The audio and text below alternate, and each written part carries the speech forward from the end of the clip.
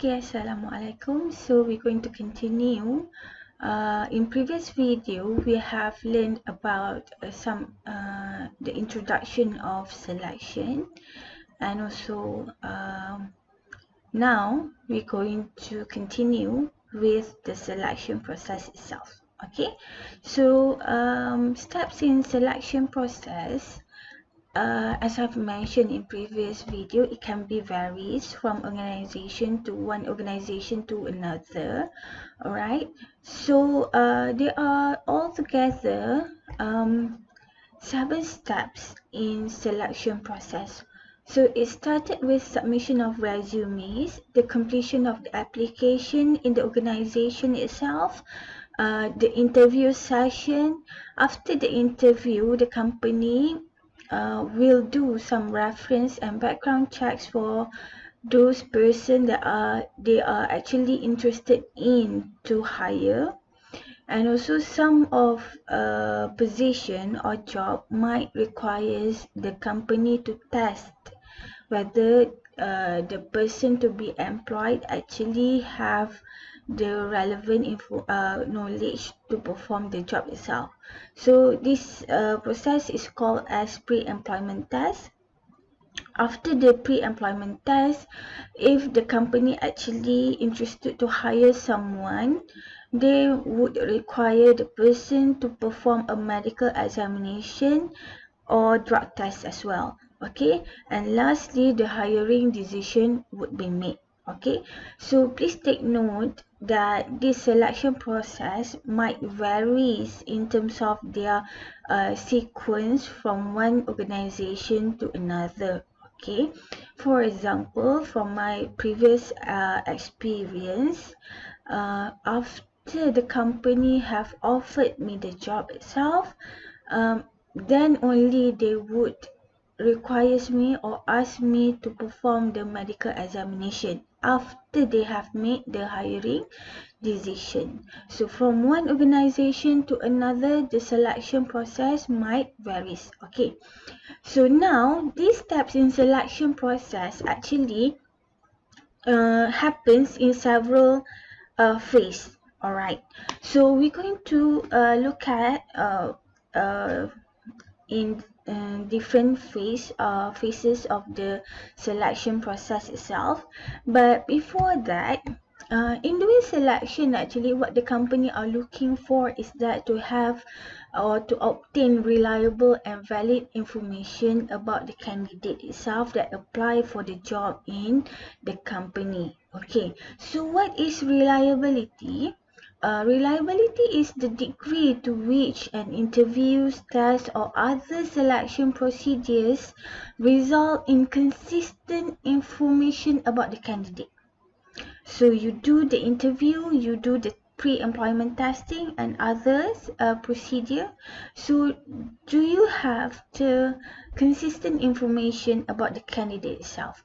Does the result from the interviews and also the test is consistent with one another, or the applicant actually excel in the interview, but in terms of the test, the candidate doesn't perform.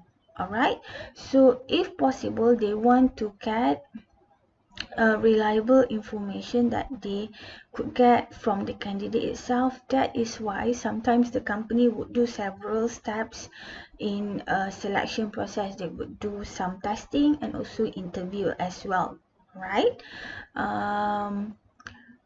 This is to make the accurate prediction about a person itself. Alright, then on the validity of information, it is the degree to which a test or selection procedure actually measure or predict a person's ability to do the job itself. Okay, so in terms of validity, we want to know actually the person can perform the job itself. Okay, people can claim anything during the interview. Yes, I can do the job, I know how to do the job, but doesn't they really know how to do or how to perform the job itself? So we actually can measure, the company actually can measure by doing some testing before the decision to hire someone being made. Alright, so we have looked at the steps in selection process, right? I've mentioned this selection process could happen in several phases. Alright, we're going to look at phase number 1, which is initial screening. So before you interview the applicant for the job itself, first the company need to screen out people who aren't qualified for the job in order to save time and money. And now, during recruitment, we have advertised the vacancies. So now we can get like 100 applications for one position. Are we going to interview the 100 applicants? It's not a wise decision to make because it requires a lot of time to interview 100 person. So now, before actually you going to select someone to be interviewed, usually company will screen out those unqualified candidate. Maybe someone with not relevant background education, or someone with or without experiences. This selection is based on what are required from the person to perform the job itself. Alright. So in initial screening, what the company would do, they would screen out those people who aren't qualified. So let me remind you, CGPA somehow it is very important to secure an interview. So an organization will look at your CGPA first in order to make decision whether this candidate could be called for an interview or not. Okay. That is one of the criteria which company will look at when they want to interview someone that are just finished their studies. Alright, so in initial screening, usually company will look at on the candidate itself from several methods. This is the information gathering stage, whereby you're going to look at the information that you have for a particular candidate, and they would just screen out, they would select the most relevant qualification or application to be selected for the next stage. Okay. So how to screen out in initial screening? So we're going to look at the information, and this information is provided by whether the candidates, or you could gather information from other sources as well.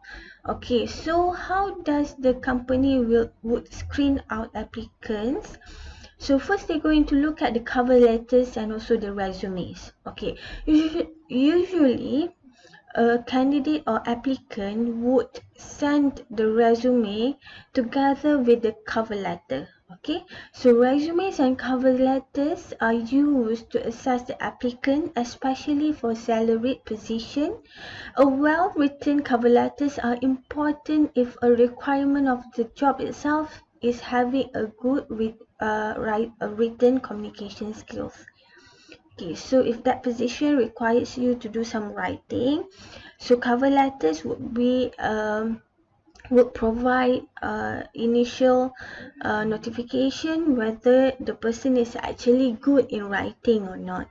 And also cover letters are important in terms of the content. You must know what kind of things to be written in that cover letters. Okay.